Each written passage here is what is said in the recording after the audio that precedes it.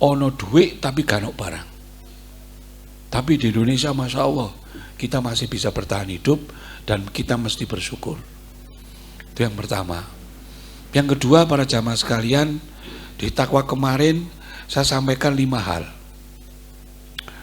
Ada 5 hal yang hilang dari Muhammadiyah. Yang pertama filsafat, yang kedua tasawuf, yang ketiga tradisi pesantren, yang keempat musik, yang kelima politik. Saya tidak akan bahas itu. Tapi insya Allah hari ini di Padang Maksar musik ada. Jadi awak dhewe ora kelangan musik. Insya Allah tadi saya sengaja saya pasang solawat-solawat yang insya Allah bisa menenangkan hati, syukur bisa mendekatkan diri kita kepada Allah. Para jamaah sekalian, hari ini saya akan membahas tentang akhlak. Akhlak atau adab. Rasulullah SAW pernah bersabda, ikmalul mu'minina imanan ahsanuhum khuluqan. Sebaik-baik, sesempurna-sempurna orang beriman di antara kamu, ahsanuhum khuluqan, yaitu orang yang paling baik akhlaknya, perilakunya. Bahkan Rasulullah SAW diutus untuk innama bu'istu liutamima makarimal akhlak.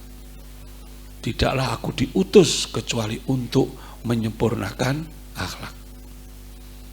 Nah, kemudian para imam, ada Imam Asy-Syafi'i, ada Imam Ar-Rafi, ada Al-Iyad, ada Al-Atha. Ketika dia ditanya, mana lebih dulu antara akhlak dengan ilmu? Dua-duanya ini berpasang-pasangan. Tapi kalau disuruh memilih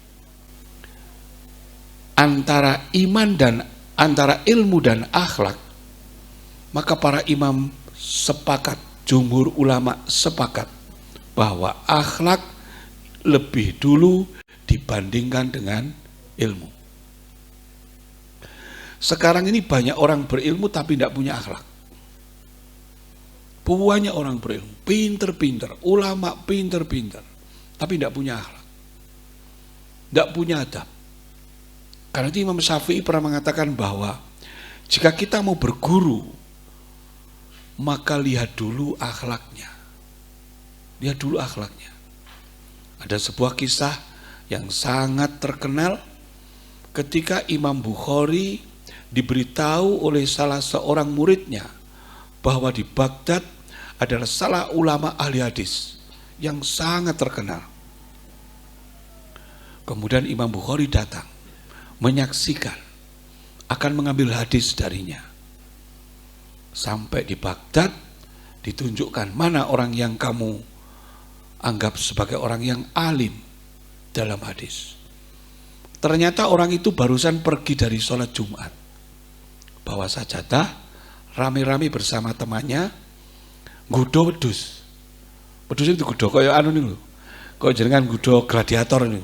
Sajadah itu ngangkat terus ditumbruk, brus. Kata ditumbruk, sajadah diangkat. Apa kata Imam Bukhari? Mana yang kamu tunjukkan? Itu wahai Imam. Balik Imam Bukhari. Tuh kenapa enggak jadi? Apa kata Imam Bukhari? Lo wedhusnya digoroi kok. Apa meneh aku? Bayangkan sampai setingkat itu. Kita mendustai binatang saja, kata Imam Bukhari, semua hadisnya tertolak. Lawak dewi ini bae pun cacak wedhus. Semua wong semua warang digoroi ngono. Napa maneh bojo niku iso weneng digoroi. Saman kono jujur ngoten dadi urusan. Dik kono tambah lemu dadi urusan. Taboki sampean, tapi bojo kudu digetoki. Masih kowuru wah langsing kon dik ngono. Nah, ketika digoroi niku bojo seneng. Bojo seneng niku. Nah, ini artinya apa? Para ulama dulu itu mengedepankan yang disebut dengan warok. Warok itu dalam bahasa akhlak, zuhud, tasawuf, warok itu biasa juga dimaknai wong sing iso njaga barang sing nyebabno dosa. Sing nyebab notok itu sudah dihindari.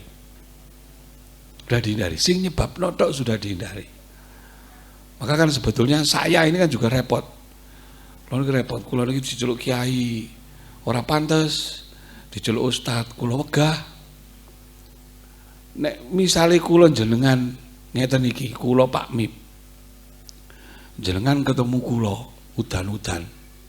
Ngiyup tok mawon. Ndek ngarepe kafe Dagadu. Ngiyup. Ayo ketemu pemuda, kira-kira apa yang terbayang? Ngiyup Pak Mip lho, lah apa Pak Mip ngiyup di kafe Dagadu? Mesti orang pikiran udah macam-macam. Makanya ngiyup saja, ulama ini kudu milih bulan. Milih gen orang ngawur. Pun milih, lek sampean ngiyup di ngawur orang popo. Tapi kalau Pak Mip saya ngiyup sak gen-gen tadi urusan. Itu disebut dengan warok. Jadi menyebabkan hal-hal yang seperti itu saja harus dihindari. Dan ini memang sangat berat. Sangat berat. Artinya bukan berarti kalau ulama itu boleh melanggar yang makruh. Betul angsal. Makruh itu tidak boleh. Wah, dewe makruh ora apa-apa. Tidak boleh. Karena itu meskipun rokok itu makruh, saya berpendapat, saya tidak merokok. Tapi saya masih berpendapat rokok itu makruh. Tapi masih makruh, ya aja dilanggar. Orang dimana makruh terus, wah ini makruh. Enggak. Kalau dia makruh dilanggar saja, dia bukan warok. Bukan warok. Nah, akhlak itu terdepan. Bahkan Rasulullah SAW itu sangat mengedepankan akhlak. Sholat harus ada akhlaknya. Zakat harus ada akhlaknya. Sodako harus ada akhlaknya. Tidak boleh kita misalnya mengingatkan orang di depan masjid, di depan banyak orang. Tidak boleh. Meskipun benar. Tidak boleh. Karena itu, kemarin saya sampaikan, ada sebuah kitab Al-Muta'alim, Adabut Ta'alim, yang ditulis oleh Sudratus Syekh Hasyim Asy'ari. Dia menyebut i'lam anadiluka li ustadika idzuka wa tawaddu'aka luhu rif'atuka wa hikmataka lahu wa barakatun laka. Itu sesungguhnya adalah bagaimana adab seorang murid kepada gurunya, adab seorang santri kepada kiainya. Itu ditata betul. Ditata betul. Kemarin saya sampaikan, seorang guru itu, kalau ngeten iki, boten angsal, diwasakan ini boten angsal. Jadi matanya tidak boleh menatap ke mata guru, harus menunduk. Nah kita kan tidak, wah itu pendeli lapo ya. Lapor. Awak dhewe ngoten niku. Tapi santri ndak boleh. Menatap guru ndak boleh. Bertanya apalagi ndak boleh. Andap asormu. I'lam anaziluka li ustadika idzuka. Jadi andap asormu, rendah hatimu kepada kiaimu, kepada gurumu adalah kemuliaan.